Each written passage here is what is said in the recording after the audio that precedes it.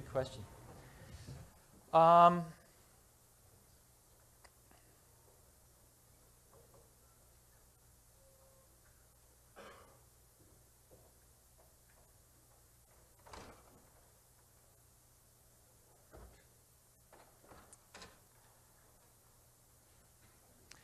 not sure I learned this when I was at Apple, but I learned it based on the data when I was at Apple.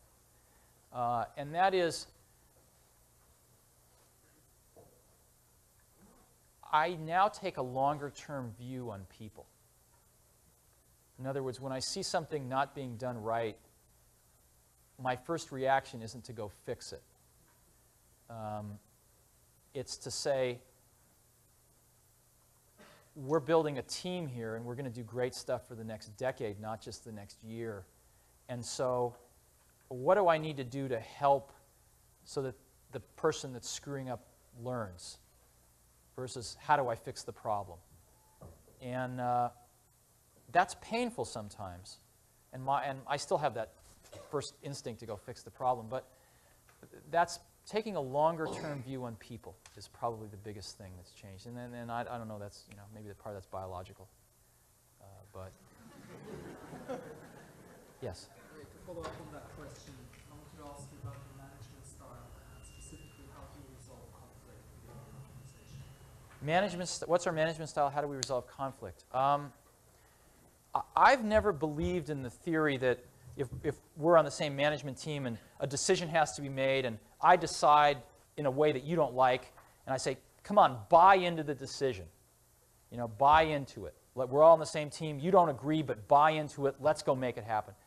Because what happens is sooner or later, you're paying somebody to do what they think is right, but then you're trying to get them to do what they think isn't right.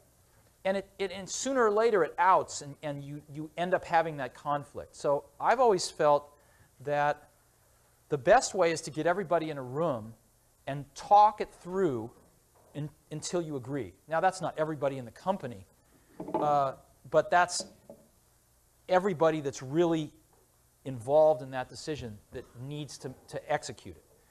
And so that's how we try to run Next. The way we run Next is we have a team at the top we call the policy team. There's 8 people.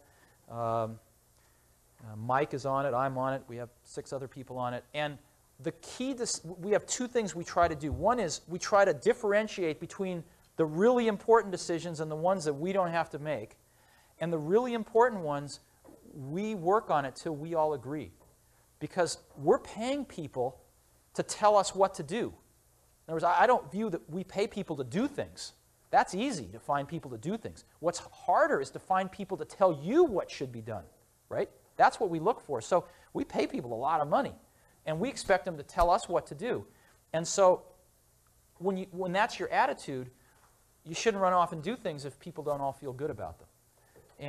And the key to making that work is to realize there's not that many things that any one team really has to decide. And we might have 25 really important things we have to decide on a year. Not a lot.